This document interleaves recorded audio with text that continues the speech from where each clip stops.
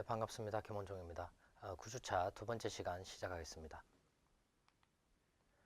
네, 우리가 지금 하고 있는 부분이 BEP 바로 알기 부분입니다. 그래서 BEP 분석에 대해서 좀 바로 알기 위해서 우리가 이제 두 가지로 좀 나눠서 이렇게 강의를 진행하고 있는데, 첫 번째는 사업 타당성 분석에 대해서 설명을 드렸었고, 그리고 두 번째는 BEP 분석 실무에 대해서 좀 설명을 좀 드리고자 합니다.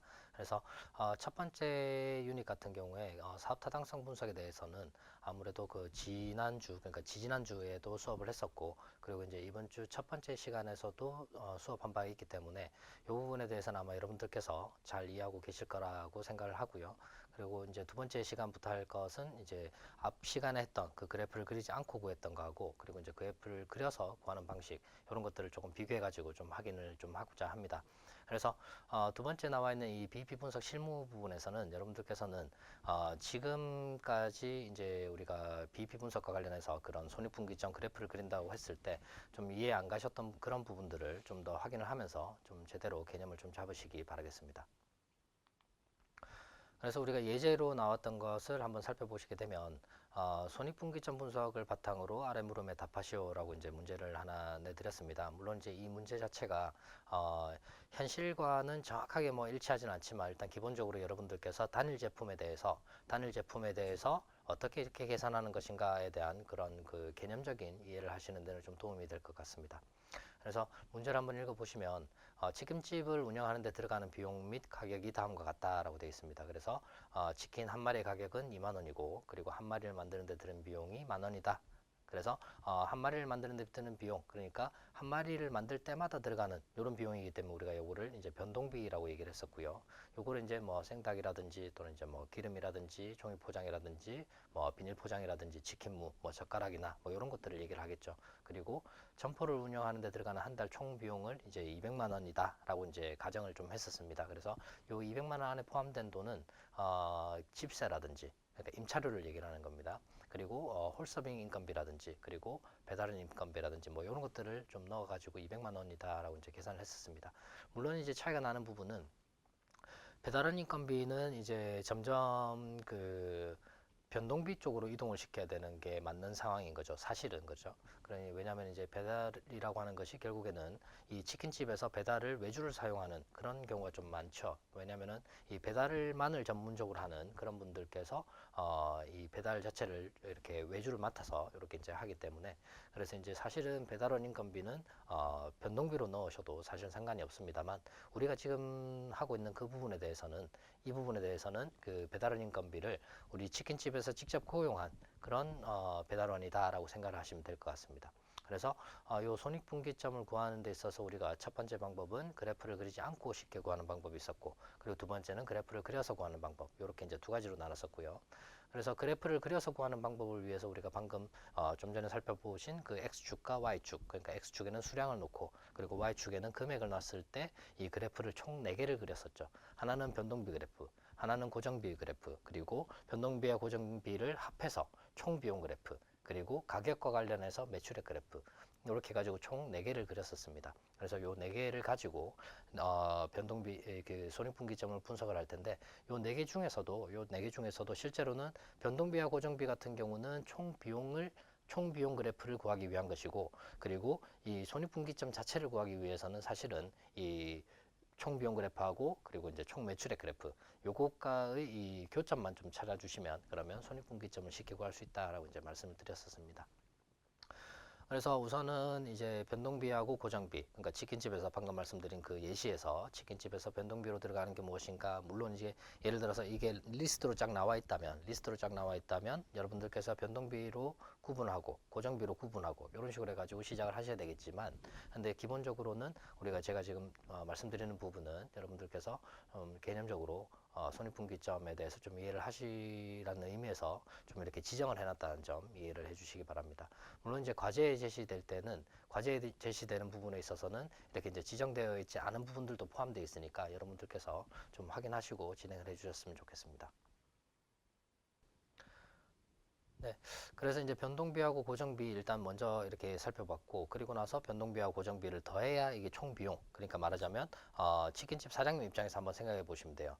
닭 한 마리를 만들 때 얼마씩 들어가는가, 그리고 닭 한 마리도 만들지 않아도 얼마씩 들어가는가, 이런 것들이 다 비용인 거죠. 그죠? 그래서 이런 것들을 다 총비용이라고 얘기를 하는데, 이 총비용이라는 것을 변동비하고 고정비로 좀 나누실 필요가 있다라는 겁니다. 그래야 이게 정확하게 좀 분석이 되고요. 그리고 예를 들어서 이제 이 고정비를 나누기를 해가지고 변동비에 넣는 분들이 계신데, 이렇게 했을 때는 사실은 정확한 손익분기점을 찾기는 좀 어렵다는 점 이해해 주시기 바랍니다. 말하자면 이제 이 고정비라고 하는 것을 집세라고 하는 것이나 또는 인건비라고 하는 것이나 배달원 인건비라고 하는 이런 부분들을 사실은 뭐 한 달에 얼마를 팔겠다, 몇 마리를 팔겠다라고 생각해가지고 나누기 몇 마리 이렇게 해가지고 고정비를 변동비 안으로 이렇게 넣는 분들이 계신데, 요거는 사실은 이제 좋은 손익분기점 분석이 아니다라는 것을 먼저 말씀을 좀 드립니다. 그래서 우선은 고정비는 고정비로 떼놓고 변동비는 변동비대로 이렇게 놔두고 그렇게 계산을 하셔야, 그래야 좀 정확한 손익분기점을 찾을 수 있다라는 점이고요. 첫 번째로 말씀드린 그 그래프를 그리지 않고도 구하는 방법, 요거는 이제 개념적으로 여러분들께서 머릿속에서 사실은 계산하실 수가 있는데, 한 마리 만드는데 10,000원이 들고, 그리고 한 마리의 가격이 20,000원이라고 했을 때, 그리고 고정적으로 집세나 인건비 등으로 200,000원이 든다라고 했을 때, 이런 것들을 가지고 이제 계산을 해보자라는 얘기입니다. 그래서 요 머릿속에서는 이제 순서가 이렇게 돼야 되겠죠. 하나도 팔지 않아도 얼마가 드는구나. 1,000개, 10,000개를 팔아도 똑같은 돈이 드는 거. 요게 이제 고정비로 이제 계산해가지고 여러분들께서 이제 고정비라는 개념으로 얼마다라고 생각을 하시면 되고요. 요게 이제 방금 말씀드렸던 부분에서는 200,000원이었고, 그죠? 그리고 하나를 만들기 위해서 하나당 얼마가 들겠구나. 하나를 만들기 위해서 하나당 얼마가 든다라고 하는 그런 부분들. 요게 이제 변동비로 이해를 하시면 됩니다. 그래서 뭐 생닭이라든지 뭐 기름이라든지 이런 부분들, 이런 것들이 이제 변동비로 들어간다라고 생각을 하시면 되고요. 그리고 치킨의 판매 가격이 얼마니까? 20,000원이니까 하나당 하나당, 그러니까 단위당 변동비와 비교했을 때 얼마가 남겠구나라고 하는 부분. 그러니까 이 마리당 변동비를 얘기를 하는 것이죠. 한 마리 만드는데 10,000원이 들어간다라고 했었고, 가격이 20,000원이기 때문에 사실은 변동비만큼은 상세가 이미 되어 있는 부분이죠. 그래서 사실은 가격이라고 하는 것은 변동비보다는 높아야 된다라고 생각하시면 됩니다. 가격이라고 하는 것이 변동비보다 높아야 된다라고 생각하시면 되고, 문제는 이제 아까 말씀드린 것에 대해서 고정비를 나누기 개수로 해가지고 변동비에 이렇게 넣었을 때는 사실은 가격이 원래 분석하는 것보다 더 높아져 버리는 그런 상황이 발생하기 때문에 요게 이제 같이 나오면 안 된다라는 말씀을 드립니다. 그래서 변동비 자체만 가지고 가격하고 비교했을 때 가격이 커야, 그래야 기울기에서 차이가 나기 때문에 요게 교점이 생길 수가 있다라는 점입니다. 만약에 가격이 변동비보다 낮게 되면은 사실은 그 점포 자체를 운영하기도 힘들 뿐만 아니라 이게 교점이 발생하지 않게 되겠죠. 이게 이론적으로도 교점이 발생하지 않죠. 왜냐하면 기울기 자체가 총 비용이 이렇게 생겼고 매출액이 이 기울기보다 작기 때문에 이렇게 이제 가버린다는 거죠. 그래서 영원히 교점이 생기지 않는 그런 상황이 발생할 수 있기 때문에, 그래서 가격이라고 하는 것은 변동비보다는 높아야 된다라는 점을 여러분들께서 당연히 이해하고 계실 거라 생각이 듭니다. 그래서 이 가격이라고 하는 것은 결국에는 변동비 자체는 이미 상쇄하고 있다라고 하는 거죠. 왜냐하면 변동비가 10,000원이라고 했고 가격은 20,000원이기 때문에, 그래서 이 20,000원이라는 것이 이미 10,000원은 이미 가지고 있다. 그만큼은 상쇄하고 있다라고 이제 보시면 됩니다. 그래서 얼마를 남겨야 고정비까지도 상쇄시킬 수 있을까? 요거에 대한 계산이 바로 손익분기점 분석이다. 이렇게 이제 보신다는 겁니다. 그래서 그래프를 그리지 않고 쉽게 구하는 방법에 대해서는 방금 같은 그런 인지적인 그런 그 과정을 통해서 아마 계산을 하실 수 있을 거다 생각이 드는데, 한 마리를 만드는데 10,000원이 들었고, 그리고 한 마리의 가격이 20,000원이기 때문에 10,000원의 수익이 발생하는구나. 그러면 10,000원의 수익이 모여서 고정적으로 들어가고 있는 그 집세라든지 인건비까지를 커버하려면 200,000원이라는 돈을 커버하려면 몇 마리를 팔아야 될까라는 물음인 거죠. 그래서 요렇게 이제 10,000원씩 수익이 발생하고 있을 때 200,000원에, 적어도 200,000원의 수익을 발생시키려면 200마리를 팔면 총 매출액은 400,000원이 될 거고요. 400,000원이 될 거고 200마리를 팔았기 때문에 10,000원씩 이렇게 변동비가 발생했다고 볼 때 10,000원씩 발생해서 200마리니까 200,000원의 변동비가 나갔고, 그리고 200,000원의 고정비가 나가기 때문에 이때 수익이 0이 된다라는 걸 아마 아실 수가 있을 것 같습니다. 그래서 결국 이제 손익분기점을 구하는 것은 매출액과 총 비용이 같아지는 지점을 구하는 것이다라고 이제 생각을 하실 수가 있다라는 것이죠. 그리고 예를 들어서 만약에 내 주머니로 500만 원을 가지고 오고 싶다. 라고 얘기를 한다면 고정비에 500만 원을 추가해 버리면 되겠죠. 그래서 고정적으로 어떻게 하면 집세라든지 인건비 등의 그 고정적으로 발생하는 그런 비용을 커버하고 200만 원을 커버하고 내 주머니로 들어올 그 500만 원을 커버할 수 있을지 요걸 계산해 보면 된다라는 거죠. 그러면 700만 원의 이익이 발생해야 된다라는 거죠. 500만 원의 순수익이 더 발생해야 되기 때문에 그래서 500만 원을 더 팔게 되면은 그러면 500만 원 수익을 갖고 올 수 있다. 그래서 한 달에는 700마리를 팔면 그러면 500마리는 이제 갖고 오는 것이고 그리고 200만 원은 저쪽으로 이제 고정비를 상쇄시킬 수 있다. 이렇게 이제 계산할 수가 있다라는 얘기죠. 그래서 지금부터 살펴보실 것은 이제 그래프를 그려서 구하는 방법입니다. 그래프를 그려서 이제 구해 볼 텐데 우선 이제 총 매출액 관련해 가지고 설명 한번 드렸었습니다. 닭을 예를 들어서 1000마리를 팔아가지고 2천만 원을 벌었다라고 이제 가정을 해보자라는 거죠. 그래서 1000마리를 팔아서 2천만 원을 벌었다라고 가정할 때 이게 다 내 주머니로 들어오는 게 아니다라는 점이죠. 그래서 고정적으로 들어가는 집세 등의 비용을 제외해야 되고 한 마리 만들 때마다 들어가는 변동비도 제외해야 되고 그래서 즉 총 비용을 제외해야 순수익 즉 내 주머니로 들어오는 돈을 계산할 수 있다라는 점이라는 겁니다. 그래서 총 매출에서 총 비용을 빼야 순수익이 계산이 되는 거고 순수익이 0이 되는 지점을 찾는 것이 손익분기점 계산이기 때문에 총 매출액 빼기 총 비용이 0보다 크거나 같은 지점을 구하자라는 것이고 그래서 결국 이 총 비용을 이렇게 우항으로 옮겨 보시면 총 매출액이 총 비용보다 크거나 같은 지점을 한번 찾아보자라는 것이죠. 그래서 총 매출액의 그래프를 우리가 구할 수가 있고 가격 곱하기 개수 그리고 총 비용의 그래프를 구할 수가 있죠. 비용, 단위당 비용 곱하기 개수 더하기 고정비만큼 이렇게 해가지고 두 개를 계산해 보시면 교점을 찾을 수가 있다라는 점입니다. 그래서 X축에는 수량이 지금 제시되어 있고 그리고 Y축에는 금액이 제시되어 있다라는 것에서 먼저 이렇게 이제 계산 한번 해보시면 이 변동비라고 하는 것은 우리가 10,000원이 든다라고 했기 때문에 10,000원 곱하기 개수 이렇게 이제 구할 수가 있고 고정비라고 하는 것은 200만 원이 든다라고 했기 때문에 Y는 200 이렇게 해가지고 이 상수로 이렇게 이제 그래프가 만들어지게 되겠죠. 그래프의 기울기가 0인 이런 그래프가 구할 수가 있다라는 점이고 총 매출 같은 경우에는 2만 원 곱하기 개수가 되겠죠. 2만 원 곱하기 개수. 왜냐하면 우리가 벌어들인 돈이라고 하는 것은 결국에는 가격만큼, 개수만큼을 이렇게 우리가 벌어들였기 때문에 그래서 가격 곱하기 개수만큼이다. 이렇게 이제 본다는 점에서 총 매출액이라고 하는 것은 2만 원 곱하기 개수다. 이렇게 이해하실 수가 있겠습니다. 그래서 먼저 이제 그래프를 보시게 되면 고정비 그래프가 나와 있는데 집세라든지 홀서빙 인건비라든지 배달 인건비라든지 이런 거를 통해서 우리가 고정비를 우리가 산출을 해냅니다. 그래서 고정비로 들어가는 돈들을 다 합쳤을 때 우리가 200만 원이다라고 계산을 했었고요. 그러면 Y축에는 이제 금액이 나와 있고 X축에는 수량이 나와 있는데 X축이 증가할 때마다 고정비라는 것이 바뀌지는 않는다라는 점을 착안을 한다면 그러면 고정비는 X축에 평행하는 그래프가 나타날 것이다 라는 것이죠. 그래서 그래프를 한번 보시게 되면 고정비는 Y절편이 200만 원인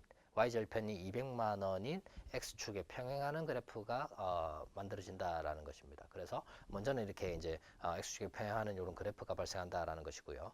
그랬을 때 만약에 예를 들어서 우리가 이제 좀 개념적으로 좀 이해를 하기 위해서 고정비가 변하는 상황을 한번 가정해 보겠습니다. 예를 들어서 집세가 올랐다라는 것이 100만 원을 더 추가로 내야 된다라고 할 때는 고정비라는 것이 300만 원이 되겠죠. 그래서 고정비가 지금 X축에 평행하고 Y절편이 200인 요 그래프가 만들어져 있는데 요거를 100만 원만큼 더 올리면 되겠죠. 그래서 Y절편이 300만 원인 X축에 평행하는 그래프가 발생하게 된다. 이렇게 이제 보시면 되겠죠. 그래서 고정비가 이렇게 이제 위쪽으로 평행 이동하는 이런 그래프를 그리고 있다라는 것이고 혹시 인건비가 내렸다.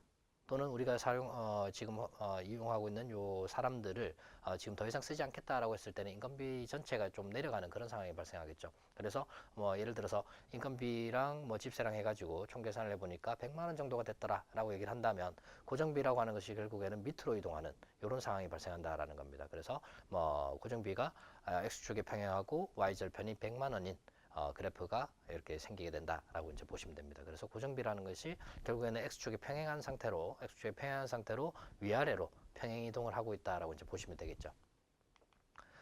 자, 그 다음에 이제 변동비를 한번 살펴보시게 되면요. 변동비라고 하는 것이 결국 우리가 좀 전에 만들어낸 그 식이 1만 원 곱하기 개수, 그러니까 개수를 x라고 두고요. 그러면 1만 원 곱하기 x, 그래서 만 x가 되는데 기울기가 만이고 y절편이 0인 그런 그래프가 나온다라는 것입니다. 그래서 출발은 이제 0에서부터 시작을 하고요. 그리고 이렇게 기울기가 만인 상태의 그래프가 그려지게 된다라는 겁니다.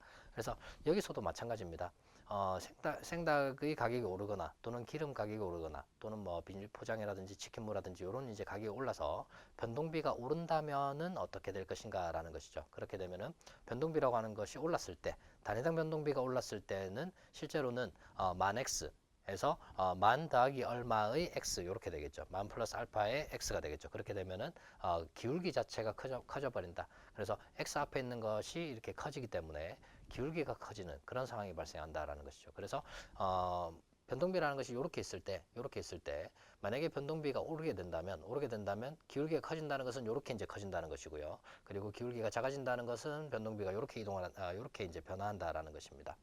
그래서 요것 같은 경우에는 변동비의 이동 같은 경우에는 평행 이동이라기보다는 이 각이 좀 달라지겠죠. 기울기가 달라지기 때문에. 그래서 변동비의 이동, 그러니까 생닭이 올랐다, 생닭의 가격이 올랐다라고 할 때는 변동비의 기울기가 달라진다. 그리고 생닭의 가격이 내렸다라고 한다면 변동비라는 것이 좀 더 X축으로 이렇게 붙어 있는 이런 그래프가 그려질 수 있다라는 점 이해해 주시면 될 것 같습니다. 자, 그래서 우리가 변동비하고 고정비를 구했기 때문에 총비용 그래프를 그릴 수가 있는데 총비용 그래프라고 하는 것은 결국에는 이제 변동비 더하기 고정비. 그래서 변동비라는 것이 이렇게 이제 있을 때, 변동비라는 게 이렇게 있을 때 고정비만큼을 더해주면 되겠죠. 그래서 만 x 더하기 200만 원이라고 해서 이렇게 이제 더해주는 200만 원만큼의 차이를 이렇게 위쪽으로 평행 이동시켜주면 된다라는 겁니다. 그래서 변동비의 그래프를 위쪽으로 이제 고정비만큼 올려주시면 된다라는 점입니다. 물론 여기서 이제 총비용 그래프가 변동비와 평행하는 그런 그래프를 이제 그리고 있는데 여기서 예를 들어서 우리가 고정비가 낮아졌다라고 한다면 그 낮아진 만큼 총비용 그래프를 밑으로 이동시켜 주시면 될 거고요.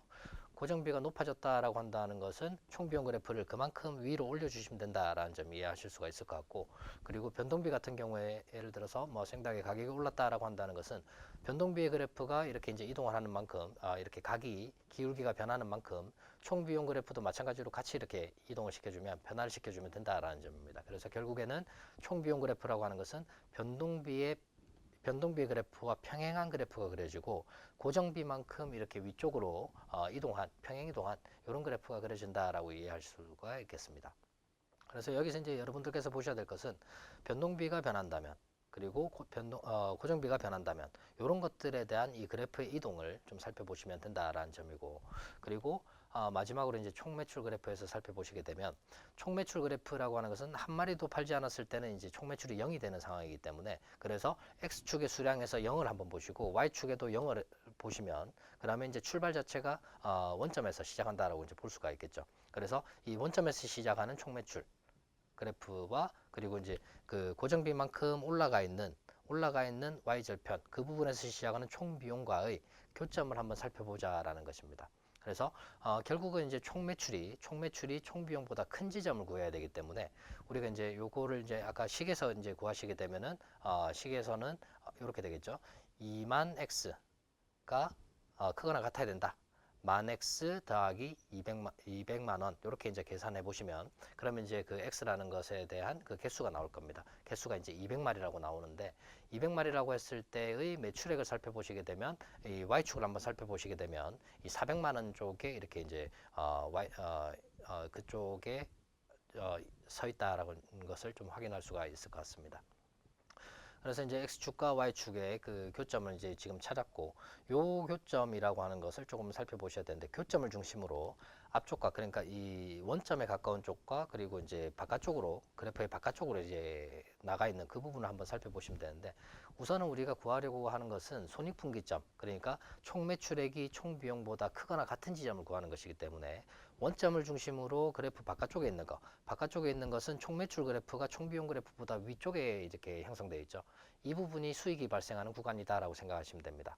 그리고 원점에 가까운 구간은 총비용 그래프가 총매출 그래프보다 위에 있다. 그래서 총 비용이 더 많이 들고 있다라는 점에서 여기는 손해가 발생하는 구간이다라고 생각하시면 될 것 같아요. 그래서 200마리 안쪽으로 있는 부분, 200마리 안쪽으로 있는 부분에서는 손해가 발생하고 있는 구간이고 200마리보다 바깥쪽으로 있는 구간에서는 이 총매출 그래프가 총 비용보다 크기 때문에 그래서 기본적으로는 수익이 발생하고 있다. 수익이 발생하고 있는 구간이다. 이렇게 좀 정리를 할 수가 있겠습니다.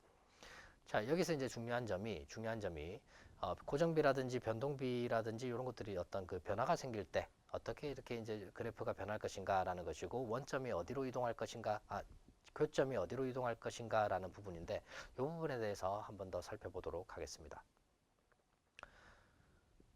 네, 그래서 여러분들께서 지금 그래프를 한번 다시 보시게 되면 지금 그래프에 나타나 있는 것이 제일 밑으로는 고정비가 나와 있을 것이고 그 위에 이제 변동비 그래프가 이렇게 이제 그려져 있을 것이고 총비용 그래프가 그 위에 그려져 있고 마지막으로 이제 총매출 그래프가 이렇게 그려져 있다라는 것을 확인할 수가 있을 텐데 여기서 이제 우리가 그 지난 시간에 했던 그 그래프를 그리지 않고 구하는 방법, 요거하고 차이가 나는 점이 바로 여기서부터 차이가 난다라고 보시면 됩니다.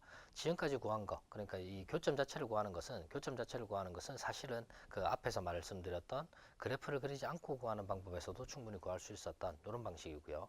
그런데 이제 지금부터는 뭐냐면 고정비가 변화할 때 또는 변동비가 변화할 때 그러면 총 비용은 어떻게 변화할 것인가, 그리고 총 매출액과의 교점은 어디로 이동할 것인가 라는 부분에 대해서 잠시 설명을 좀 드리도록 하겠습니다. 자, 여기서 한번 이렇게 한번 가정을 한번 해보시죠. 집세가 올랐다라고 생각을 해보시면 고정비가 이렇게 위로 올라가게 되겠죠. 300만 원 쪽으로 이렇게 올라가게 되겠죠. 그리고 이제 고정비라는 것이 위쪽으로 X축의 평행에서 이렇게 이제 올라갔다면 당연히 이제 그 변동비 그래프는 지금 변화가 없을 거고요. 고정비 그래프만 위로 올라갔다라고 생각을 하시고 그러면 총 비용 그래프도 지금 그 X절편, Y절편이 달라진다라는 것을 알 수가 있을 겁니다. 말하자면 그 총비용 그래프는 고정비가 상승한 만큼 총비용 그래프도 위쪽으로 상승하게 된다라는 것이죠. 그러면 총비용 그래프가 위쪽으로 상승하게 됐을 때 지금과 평행하게 위쪽으로만 상승하게 됐을 때 이때는 총매출 그래프와의 교점이 어디서 형성될까라는 것입니다. 자, 보시면 그래프를 보시게 되면 총비용 그래프가 위쪽으로 올라가게 되죠. 총비용 그래프가 위쪽으로 올라가게 되면 총매출 그래프와의 교점은 뒤쪽으로 이동을 하게 되겠죠. 그러니까 뒤쪽으로 이동한다는 것은 지금은 200마리에서 교점이 발생하고 있지만 그런데 이 총비용 그래프가 위로 올라가면서 그 교점이 뒤쪽에서 형성된다라는 것입니다. 그 말은 무슨 말이냐면 이 똑같은 수익을 올리기 위해서는 좀 더 많은 마리를 팔아야 된다. 좀 더 많은 닭을 판매를 해야 된다라고 이제 볼 수가 있다라는 점이죠. 그래서 이런 것들 때문에 사실은 이제 똑같은 수량을 이렇게 유지하려고 한다면 수량을 유지하려고 한다면 이때 총매출 그래프는 어떻게 변화해야 200만 원으로 그대로 고정시킬 수 있을까라는 그런 부분에 대한 답을 구하자라는 겁니다. 그래서 여기서 이제 총비용 그래프가 이렇게 올라가게 되면서 그 총매출 그래프와의 교점이 뒤로 이동한 그런 상태죠. 그러면 이 상황에서 어떻게 해야 원래 있던 그 자리에 교점을 가져올 수 있을까라는 것이죠. 그러면 총매출 그래프를 이렇게 이제 기울기를 변화를 시켜야 되겠죠.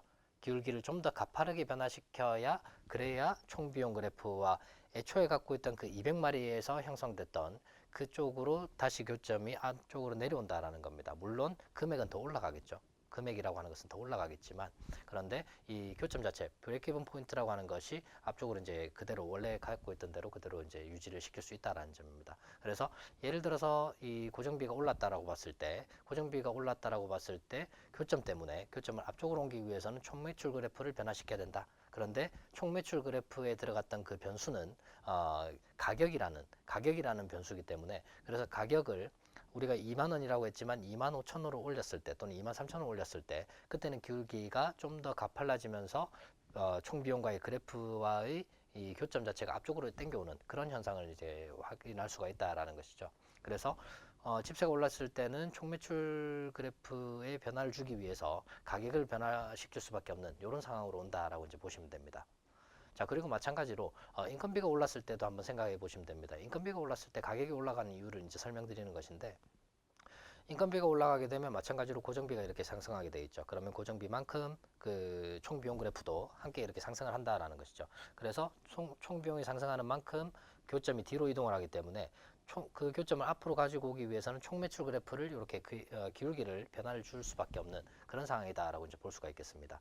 이때 총매출 그래프를 변화시킬 수 있는 것이 바로 기울기고, 기울기를 변화시킨다라고 하는 것은 가격을 변화시킨다라고 하는 것이기 때문에, 그래서 가격 상승이 불가피하다, 이제 이렇게 좀 이해를 하시면 될 것 같습니다. 자, 그리고 지금 방금 살펴본 것이 이제 고정비와 관련된 그런 상황이었고, 변동비의 변화가 오는 그런 상황을 한번 보시겠습니다. 변동비에서 예를 들어서 생각 가격이 올라가지고 변동비 자체가 이렇게 오르는 그런 상황이 발생할 수가 있겠죠. 그렇게 되면은 변동비 자체가 기울기가 이렇게 변하게 되겠죠. 고정비는 그대로 있고 변동비가 이렇게 변하게 된다라는 겁니다. 올랐기 때문에 기울기가 좀 더 가팔라지겠죠. 그리고 마찬가지로 총비용은 이렇게 이제 변한 만큼, 기울기가 변한 만큼 평행해서 같이 이렇게 변하게 된다라는 겁니다. 물론 고정비만큼은 이제 올려간 상태에서 이렇게 변하게 되는데, 이렇게 이제 총비용 그래프의 기울기가 이렇게 이제 좀 더 가팔라졌을 때, 이때의 교점이 어디서 형성될까라는 점입니다. 총비용 그래프, 그러니까 고정비 Y절편은 똑같은 상황에서 200만 원으로 똑같은 상황에서 총비용 그래프의 이 기울기가 변하게 됐을 때, 가파르게 변하게 됐을 때는 이 좀 더 이렇게 올라와 있는 이런 상황이 되겠죠. 그럼 이렇게 변하게 된다면 총매출 그래프와의 교점이 뒤쪽으로 밀려나는 것을 확인할 수가 있을 겁니다. 마찬가지로 이 상황에서도 총매출 그래프를 앞쪽으로 이렇게 기울기를 변화를 시켜가지고 기울기를 변화를 줘서 앞쪽으로 교점이 이동할 수 있게끔 만들어 주려면 마찬가지로 변화시킬 수 있는 것은 가격밖에 없다. 이렇게 이제 볼 수가 있겠죠. 왜냐하면 이 총매출 그래프라고 하는 것이 사실은 이 변수라는 것이 가격으로 한정이 되어 있습니다. 그죠? 그래서 그 가격을 변화시키는 수밖에 없는 것이 이 시작 자체가 0에서 시작을 하는 것이고, 총매출 그래프가 시작이 0에서 하는 것이고, 요거를 이제 그 변화시킨다는 것은 결국은 기울기만큼만 변화시킬 수 있다라는 점이고, 기울기를 결정하는 것이 그 개수 앞에 있는 바로 가격이라는 변수이기 때문에, 그래서 가격을 올려서 기울기를 이렇게 좀 더 가파르게 만들어줘야, 그래야 원래 있던 교점을 유지할 수 있다. 말하자면 원래 있던 그 x축의 교점의 x축을 유지할 수 있다라는 것입니다. 그래서 이런 부분에 있어서 여러분들께서는 기본적으로 그 고정비하고 변동비하고 이제 변화됐을 때 총매출을 이 총매출 그래프와의 교점을 유지시키기 위해서 어떤 변화를 줘야 될까라는 것을 계산할 수 있는 것은 그래프를 그려서 구하는 방법밖에 없다라고 이제 생각을 하시면 될 것 같습니다. 자, 방금 말씀드렸던 그런 부분들이 실제로는 우리가 이제 그래프를 그리지 않고는 찾기가 좀 어려운 그런 부분이죠. 우리가 머릿속에서 생각했을 때는 그 교점 자체를 우리가 그래프 안에서 구하는 것이지만, 실제로 머릿속에서 계산할 때는 그 숫자만 가지고 구하는 그런 부분이기 때문에, 실제로는 그래프를 그리지 않고는 변동비가 변할 때 또는 이제 고정비가 변할 때 어떤 총 비용이 어떻게 변하는지를 우리가 확인하기가 조금 어렵기 때문에, 그래서 그래프를 그려서 구하는 연습을 좀 하시기 바랍니다. 그래서 과제가 이제 요것과 관련된 과제인데, 과제에서도 마찬가지로 조금 뭐 그렇게 복잡하게는 안 냈고요. 과제에서는 어느 정도 이렇게 지금 설명드린 그런 부분에서 여러분들께서 충분히 풀 수 있는 그런 과제를 좀 제시를 해드릴 거고, 그리고 여기서 이제 하나가 더 추가된 것은 뭐냐면, 아까 우리가 처음에 설명드렸던 그 그래프를 그리지 않고 구하는 방법 중에서 설명드렸던, 예를 들자면 뭐 500만 원이라는 수익을 더 갖고 오고 싶다. 그러면 이제 고정비에다가 얼마만큼을 더하면 된다라고 설명드렸던 그 부분 있죠. 그래서 그 부분처럼 계산하는 부분이 하나가 들어갈 겁니다. 말하자면 뭐 100만 원이 더 드는데 고정비로 100만 원을 더 들여서 뭐 개수를 좀 더 올릴 수 있다면, 요 정도 올릴 수 있다면, 그러면 예상되는 수익률이 얼마가 될 테니 요거를 뭐 고정비를 더 들여서 이렇게 수익 자체를 개수를 좀 더 올리는 것이 나을까 아닐까에 대한 그런 의사결정에 관련된 그런 문제를 하나 드릴 거고요. 그래서 기본적으로는 여러분들께서는 지금 말씀드린 이 그래프를 이해하는 그 방식이 이제 제일 중요할 것 같고, 과제를 수행하는 데 있어서도 반드시 그래프를 좀 그려서 수행을 해 주시기 바랍니다. 그래프를 그리지 않고 구하는 방법은 사실은 이제 여러분들께서는 이제 한번 듣고 나면은 아마 요거를 못 하시는 분들은 없을 거다라고 생각이 들고요.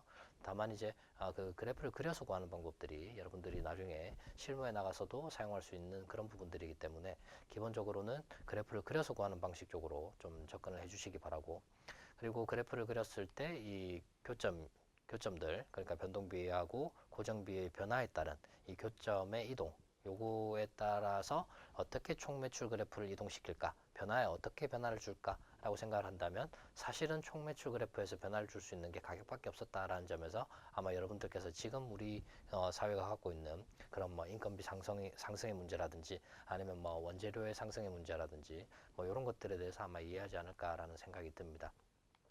그리고 기본적으로 이런 그래프를 이해하시고 과제를 수행해 주시면 되는데, 과제에서 여러분들께서 그 마지막 문제라고 이제 말씀드린 그 부분은 광고비 관련된 그런 문제입니다. 그래서 광고비가 예를 들어서 100만 원이 더 든다라고 봤을 때 수익률은 요 정도 상승할 것이라고 예측이 된다 이랬을 때 광고를 하는 것이 나을지 아닌 것이 나을지, 이런 것들은 뭐냐면 여러분들께서 광고비만큼을 이렇게 한번 넣어 보시고 고정비로 넣어 보시고 그리고 나서 그 수익을 한번 따져 보시면 되겠죠. 상승한 만큼 예상되는 상승액 요거만큼의 수익률을 한번 따져 보시면 어느 게 더 수익이 더 큰지, 했을 때가 큰지, 그러니까 했을 때 수익이 좀 더 발생할 수 있을지 아니면 했을 때 수익이 오히려 줄어들지, 요것만 좀 확인하시면 되겠죠. 말하자면 그 100만 원의 광고비를 들여가지고 총 수익에서 순수익에서 100만 원 이상을 이렇게 가져올 수 있는지 아닌지, 그래서 그 광고비 자체를 고정비로 넣어가지고 손익분기점을 한번 구해보시면 아마 여러분들께서 과제를 수행하시는 데는 문제가 없을 걸로 생각이 듭니다. 그래서 손익분기점 분석은 여기까지 할 거고요.